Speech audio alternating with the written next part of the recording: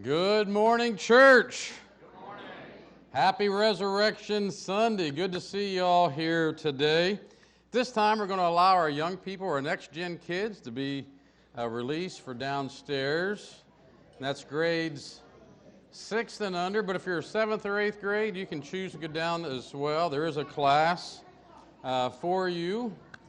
Man, we love to see all the kids and the noise that they make and whatnot. And I know I've mentioned this before, but we love noise around here. Because if you're a church without noise, that means one thing. You don't have any kids, because kids make noise. That's just the way it works. And so we celebrate the noise. If this happens to be your first time with us today, my name is Doug, and I'm one of the pastors here. We've had a great week so far. It's been a busy week. But last Sunday evening, we had a night of worship. And as part of that, we had a family said, hey, we want to become part of the Mount Gilead Church here. And so we welcomed the Rocks family, Jeff and Mandy Rocks and their son Quillen. And then following the service, we had a fellow come up and he says, hey, I want to be baptized into Christ. And so we had a baptism. Jeff Young was baptized into Christ last Sunday evening. Yeah. We've been praying about that for a long time. And then this past Friday night, we had a Good Friday service. Following that service, there was 2 young people that were baptized into Christ, 12-year-old Ethan, 9-year-old Ella. And we're thankful for their decisions as well. And maybe there's somebody here today. Maybe you're ready to make a decision. We'd be glad to lead you in that. And we just want to encourage you to make a commitment to Christ. There's nothing more important than that. Hey, we want to also welcome our online church family. For those of you that may be watching, we're glad to have you. And just about every week I run into somebody that watches our service online. Or they'll make some kind of a comment. I know every now and then we'll have people from down in Virginia that tune in, sometimes from North Carolina, sometimes from Florida, and different places in Ohio, South Carolina. So we're glad to have you watching wherever you happen to be. 4 years ago, I got involved with what is known as the fastest growing sport in America. It's the sport with the funny name. Yeah, pickleball. Anybody play pickleball? We have any pickleballers here? Yeah, a few of you. Even if it's, yeah. And I'll tell you, it has been a life changer for me. It's allowed me to, actually, I'm in better shape now than I've been in like more than 30 years. Just enjoy it, probably spend too much time playing it. But when I started 4 years ago, there were only about 4 million people that were playing the sport. And some of the best players in the world were like in their 60s. Now, that's not really that old because I'm in my 60s. But I will say I have played against people that are in their 80s. And so some of you might be saying, oh, I'm too old for that. But most of you would fit the bill. It's for everybody. But like I said, some of the best players in the world were in their 60s just a few years ago. Today, the number has grown from 4 million people to more than 36 million people are now involved in pickleball. And I just really think, it'd be great if the church would grow like that. I mean, think about that, grow that fast. That would be absolutely awesome to see that happen. And like I said, back then, some of the best players were in their 60s. Today, the best players in the world are in their 20s, some less than that. The number 1 player in the world on the female side, she's only 16 years old. Her name is Anna Lee Waters. She and her mom began playing the sport just about 4 years ago. And 2 years ago, she became the number 1 player at the age of 14. And so literally, it is a sport for every age. But because there's been such rapid growth in the sport, they've come up with ads like this. Pickleball, it's kind of a big deal. Let me just first of all say, I don't like pickles or cucumbers, either one, and it really doesn't have anything to do with pickleball. But there again, It is kind of a big deal. Well, anyway, we are gathered here this morning to honor Christ and to celebrate His resurrection. And I just want to share with you, it's kind of a big deal, right? That is why we had an extra service this morning. That is why we have gathered together. That is why we gather together every Sunday, to be honest with you, because the resurrection of Christ is a big, big deal. And so this one moment is the most significant event in the history of mankind. I want you to understand it has the potential to impact your life and my life in a way that nothing else ever can or ever will. There is nothing more important than what we are celebrating today. And it all comes down to this, and that is, will you allow the resurrection of Jesus Christ to make a difference in your life? Will you allow Jesus to make a difference in the way that you live, in the way that you talk, in the way that you walk, in the things that you do from day to day? And if it doesn't make a difference in how you live today, then maybe you're missing the boat a little bit, and you don't really understand what it's all about. We're going to turn in our Bibles to the book of John chapter 11 this morning. And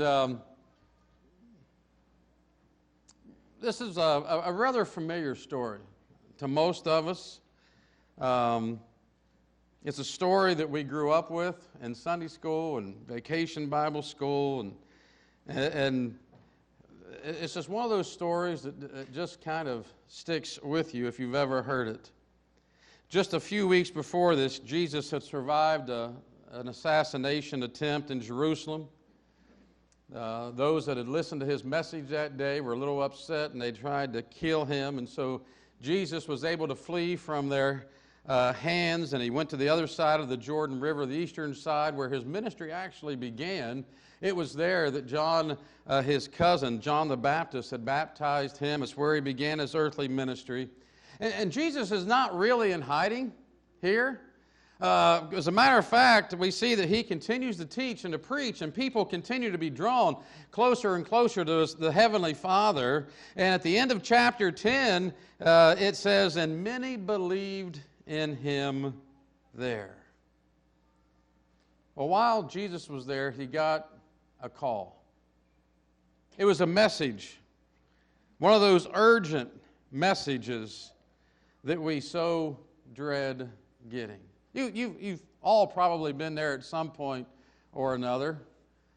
Maybe it's the school says, "Hey, your kid threw up. You need to come and pick him up." Or maybe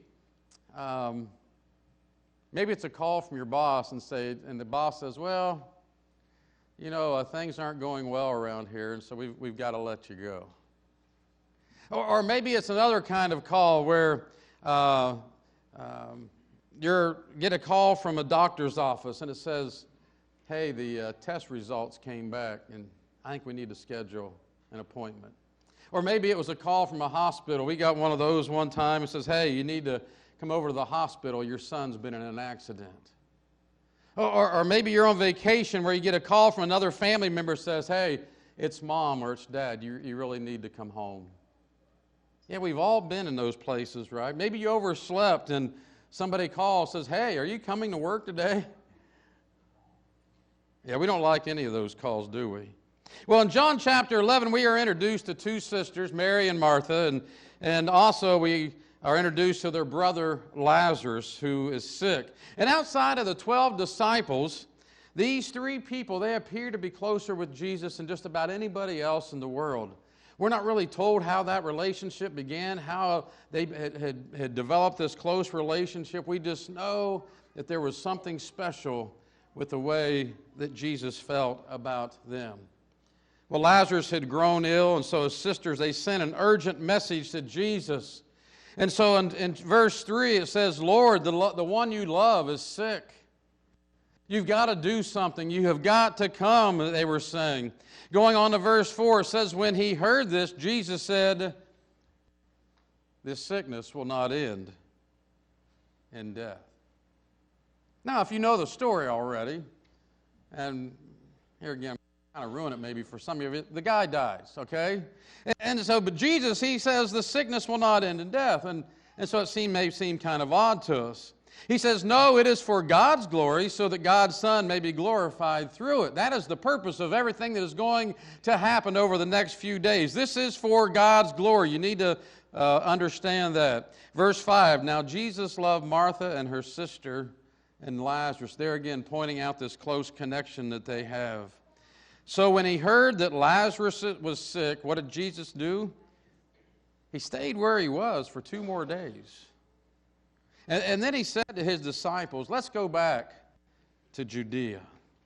And so here again, this urgent message that comes to Jesus. He gets this call, and if you're like me, you probably think, what's wrong with Jesus? Why did he wait?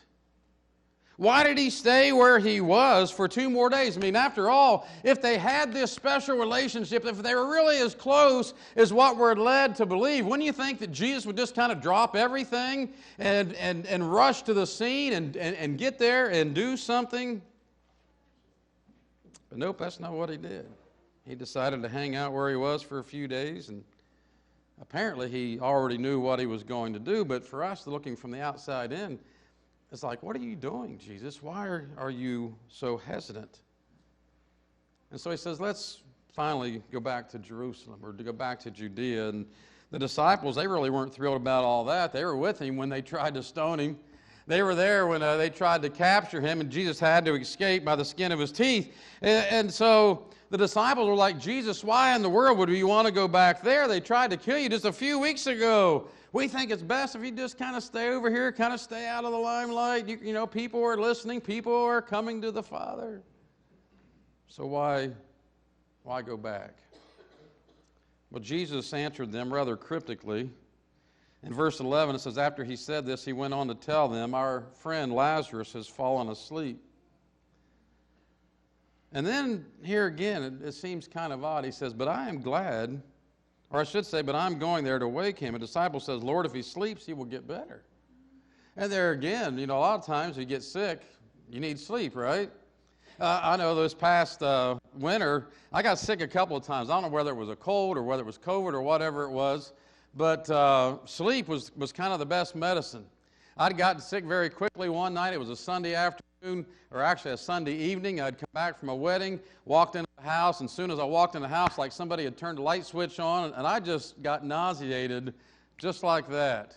As a matter of fact, I was so sick that I could barely make it upstairs to the bed that night. And when I finally did get there, I just kind of crashed. I was sick all night, and I slept for about 14 hours. Got up the next morning, late in the morning, and got up for a couple of hours, went back to bed, slept again. And there again, sometimes that's what you need. And that's what a disciple says, Lord, if he sleeps, he'll get better. That's exactly what he needs in this moment. And then in verse 13, it says, Jesus had been speaking of his death, but his disciples thought he meant natural sleep. So then he told them plainly, Lazarus is dead. And then this is the part that really may kind of make us wonder a little bit about Jesus. He says, and for your sake, I am glad I was not there. Seems to be a little cold-hearted, doesn't it? He says, I am glad that I was not there so that you may believe, but let us go up to him. So here again we may have some questions for Jesus. Why did you wait? Why didn't you do something? Why didn't you act? Why didn't you just say the word? Why didn't you just do something? Well, Jesus is about to have one of those difficult conversations that you don't ever want to have. Here again, maybe it's the kind of conversation that your boss needs to have with you if things aren't going well. Maybe it's the kind of conversation you've had with a teenager. If you've ever had a teenager in your house, there comes a point where you got to remind your teenager that this is still my house, and you're living in my house, right? We've had those conversations. Or maybe it's a conversation you need to have with a spouse. Maybe there's hitting some rough edges. Or maybe sometimes your parents grow a little bit older, sometimes you have to have a difficult conversation with a parent. I know when we took my mom's keys away, that was kind of tough. Mom, maybe you shouldn't be out on the road, you know. If not for your sake, for everybody else. And But by the time that Jesus and the disciples arrive on the scene, Lazarus has been dead for 4 days. By this time, the wake is over, the funeral message has been given, the body's been wrapped up with spices and wrapped in burial clothing. He's already been laid to rest. The neighbors are bringing in the lamb stew and the casseroles and all that kind of stuff, and they are still trying to console Mary and Martha, the sisters, at the loss of their brother who was so beloved. Well, when Jesus arrives on the scene with the disciples, Martha's the one that goes out first of all to meet with Jesus. And you got to understand, she is hurting. She is hurting. And basically, the words that come out of her mouth are this: Jesus, it's your fault. It's your fault. Look at there in verse 21. It says, Lord, Martha said to Jesus, if you had been here, my brother would not have died. We sent you a message. We begged you to come. You could have done something. We know who you are. If you had been here, my brother would not have died. And Jesus said to her, well, your brother will rise again. And Martha answered, well, I know that he'll rise again on the resurrection the last day. She says, yeah, I know he'll rise again someday. But Martha didn't want to hear anything about someday. Her heart was focused on the here and now. She wanted Jesus to do something now. And Jesus responds to her. He said, I am the resurrection and the life. One who believes in me will live even though they die, and whoever lives by believing in me will never die. Do you believe this? Yes, Lord, she replied. And the words that come out, that would be me, hey. The words that come out of her mouth are kind of reminiscent of the words that Peter confessed, as he was the first one to really point out who Jesus was, the very Son of God. And maybe you've said similar words as you were being baptized. And maybe you were asked to confess that you believe that Jesus is the Christ, the Son of the living God. And so we see the words that come out of Martha's mouth. Even though she is shaken by everything that has happened, she is not shattered. She says, I believe that you are the Messiah, the Son of God, who is to come into the world. That's a point that we all need to come to grips with. We need to come to grips with who Jesus is and the fact that he wants to change and to transform our lives into something new and something great and something special. Well, Martha goes back into the house, tells Mary that Jesus wants to see her. And so Mary tries to sneak out, but the mourners, they're kind of watching. And they think that she's going out to the grave site, so they kind of follow along. And then Mary sees Jesus. And basically she says the same thing that Martha, her sister, had said. She says, Lord, if you had been here, my brother would not have died. If you had just shown up, if you would have come when we called you, this wouldn't have happened. And we see that Jesus is so moved by the pain that Martha and Mary are experiencing that we see the words of the shortest verse in the Bible, John 11:35. It says, Jesus wept. And we could probably preach an entire sermon on just those two words. Why was it that he was weeping? And I think he felt for Mary and Martha. He felt the pain that they were going through. But I think that he also felt for Lazarus. See, he was calling him back from the grave.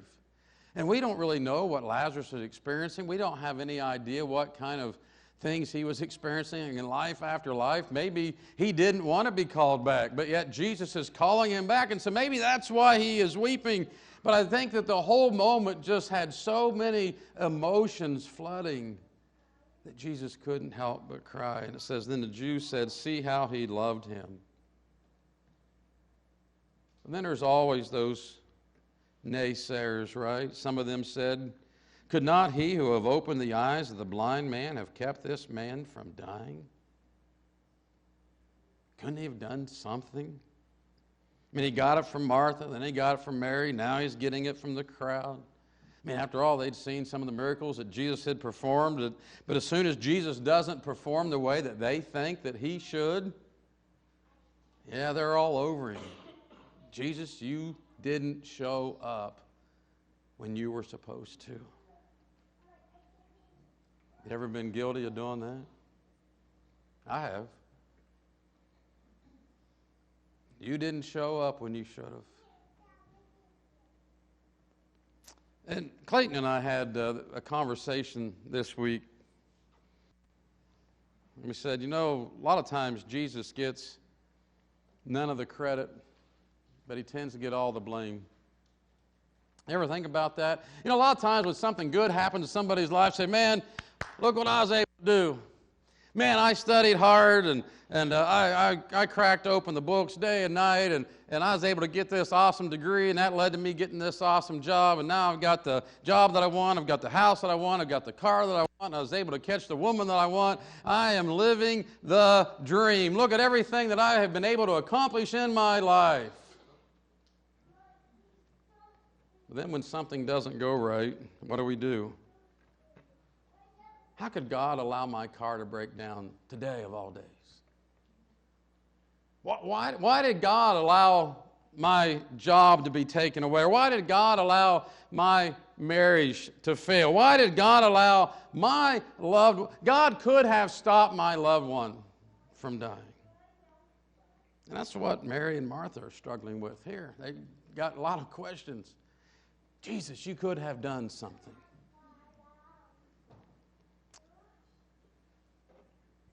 So Jesus then asked, well, where have you laid him? You take him to Gump's or Snyder's? What was it? Where did you put him? What burial tomb have you laid him in? Is it River Cliff or Fulton or Glendale or whatever? There again, where is he? And so they have an entourage then that heads out to the burial place of Jesus. The burial place of Lazarus. There's Jesus, there's Mary, there's Martha, there's the disciples, there's the mourners. They have quite a crowd going there. And then the first thing that Jesus says when they get to the tomb site, and maybe we miss this as we're reading through this story, he says, take away the stone. That ought to remind us of something else, right? That ought to remind us of why we are celebrating today. Take away the stone. And Martha speaks up and says, Lord, you may not want to do that. He's been dead for 4 days. You may just want to leave the stone over that tomb. I like the way the King James Version puts it. It says, Lord, by this time he stinketh. That body has been percolating for a few days, right? It's not had time to air out. And there again, what's the worst thing that you've ever smelled? Maybe you open up the refrigerator, and in the back of the refrigerator is like a half gallon of milk that's been in there for 6 months, and so what? You pull it out, and you can't help yourself. You take the lid off. Oh, that's so bad. Or maybe it's a freshly killed skunk on the road, and you drive, and it's like, oh, that's just horrible. One of the worst things that I ever smelled was, actually, it was a house that our son bought a few years ago. He bought a house over in Apple Valley. As a matter of fact, what had happened was, I think that there had been some renters in there, and when they moved out, they left like a whole herd of cats in the house, and so basically the house was just one big litter box. And so when our son's realtor called up the listing realtor about the house, they said, are you sure he wants to see that house? Nobody wants to see that house. Oh, yeah, you want to see it. And so I know he said that the first time that he went into it, literally his eyes watered. And the first time that I was inside, I thought, man, this is, I don't know if you could ever get this cleaned up. It was just so awful. And they had already removed some of the flooring. We had to go in and take out the rest of the flooring and take the cabinets off of the walls. It was just absolutely awful. You could hardly stand to spend time in there. But after a lot of baking soda and ammonia and covering everything with kills, it finally got so where you could live in it. Actually, it ended up being a very, very nice place. I think, though, that's kind of what they were saying. Jesus, you don't really want to go in there. But Jesus looked up to heaven and he prayed to the Father. And then he did something that just absolutely astounded the people that were there that day. It says that he called out in a loud voice. He says, "Lazarus, come out." I don't know what they thought in the crowd. I mean, yeah, they had seen Jesus perform some other miracles, but I'm not sure that they were ready to actually experience what happened that day. Because you see, I think some of the people in the crowd there, they had been part of the group that had helped prepare the lifeless body of Lazarus. Some of them had helped put the burial spices around his body. Some of them had wrapped up his body with this shroud and had laid him very gingerly and gently inside this tomb and had sealed it up. And now Jesus was saying, "Come forth," really? And then my mind begins to wonder, what does it look like? I mean, this guy is covered in burial clothing from head to foot. Right? Or maybe it's where we get the idea of the Easter Bunny, because maybe he just kind of hopped out. I don't know how it happened, but, I mean, let's face it, no matter what it looked like, it was odd. And suddenly he was set free from the grave clothes. He was set free from the tomb. He was set free from death itself. And in that moment, guess what? God was glorified just as Jesus said that he would be at the very beginning of this whole ordeal. Now, when we tell the story of Lazarus, we focus on the miracle of Jesus raising the body of Lazarus from the dead, and we should. I mean, it was an astonishing event. Yet Lazarus came out of the tomb that day, but you need to understand, it wasn't permanent. Sometime later, he died all over again. And we don't know whether it was a couple of years or 5 years or 10 years down the road, but you got to understand that giving Lazarus a few more days on this earth, yeah, it was a big deal, but you need to also understand it was not the big deal. Jesus calling Lazarus from the tomb was only the prequel to the main event of what was going to take place, the reason that we celebrate today. Because you see, my friends, the fact that Jesus went to a cross, that he died for your sins and mine, that he was buried in a tomb and rose again from the grave 3 days later, that is the big deal. You see, Jesus rose from the grave, and because of that, he was given a very unique title. In Revelation chapter 1, it says that Jesus Christ is the faithful witness, the firstborn from the dead. And then, as Paul, the apostle, was pleading his case before King Agrippa, he refers to Christ as being the first to rise from the dead. The reason I say that's a unique title, because if you've been awake at all during the first part of this message, you say, well, wait a minute, wasn't the story of Lazarus, didn't that happen before Jesus' own resurrection? Yeah, it did. And also, if you know the Bible at all, you find that Jesus raised the son of a widow that was in the city of Nain. He'd gone to a funeral, saw the procession, and just grabbed his hand and he sat up. Kind of odd, wouldn't it? And not only that, but Jesus had also raised the daughter of a guy by the name of Jairus, who was a ruler of the synagogue, brought her back to life. And then if you go back into the Old Testament, you see that the prophets Elijah and Elisha, both of them, they had raised people from the dead. And so how is it then that Jesus would be called the firstborn from the dead, or the first to rise from the dead? Well, here's why he is called that. Because you see, when Jesus died, he died once, never to die again. That is the difference.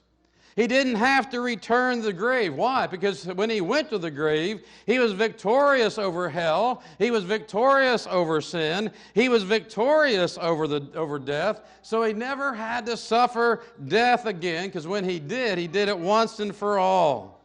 And Lazarus, like I said, he was raised from the dead, but he died again. In Romans chapter 6, the Apostle Paul says, we know that since Christ was raised from the dead, he cannot die again. Death no longer has mastery over him. That is why Jesus said, I am the resurrection and the life. And so that is why we have come here today. That is why we celebrate Easter, because of his resurrection. It is a very, very big deal. But there's something else that's a big deal. You see, that is your own resurrection with Jesus. And the great thing about it is, you see, Jesus invites us to share in his resurrection. As a matter of fact, the Apostle Paul explains it this way. He says when Jesus went to the cross, he died, he was buried, he rose again. And he says, when you are baptized into Christ, you die to sin. You are buried with Christ in the waters of baptism. You rise up again into a brand new life. So in other words, when you are baptized into Christ, you are united with him in his death, in his burial, in his resurrection. And that comes at the invitation of Jesus himself. In Romans chapter 8, it says, if the Spirit of him who raised Jesus from the dead is living in you, that is, if you have the Holy Spirit, then he who raised Christ from the dead will also give life to your mortal bodies because of his Spirit who lives in you. That is a promise that we have from Scripture itself. But here's the problem. You see, too many times we take this whole idea of eternity way too lightly. We take the whole idea of having a relationship with Jesus Christ way too lightly. Because, see, a lot of times we are guilty of really not being concerned about somebody's eternity. We're not concerned about somebody's relationship with God until they have taken up the permanent horizontal position. Right? Until they're in the box. And then you got family members, oh, we got to try to find some connection to a church or somehow. Maybe he walked by one time, I don't know. Or we got to find some kind of connection with Jesus, because there again, we all want our loved ones to spend eternity in heaven, right? And I'm guessing if you're here this morning that you would like to spend eternity in heaven. Let me just share this with you. Don't put that upon your family's shoulders. Trying to search, trying to figure out, is there some kind of Jesus connection in your life? Before coming to Mount Gilead many, many years ago, I preached at a small church over in Waynesburg, Pennsylvania, down in the southwest corner of that town. And back in the 1950s, which was before I was born, that church kind of had its heyday. And so there were a lot of people that had become members of the church back in the 50s. They were no longer there when I was there. But I did a lot of funerals for people that had once been part of that church. And it always kind of made me wonder, as I'd read the obituary, I said, well, they are members of that church. I never saw them. I'd never met them, but they wanted that Jesus connection. There was one obituary of a guy that I did a funeral service for. It didn't say he was a member of the church. It said he was affiliated with our church. I don't even know what that means. Affiliated.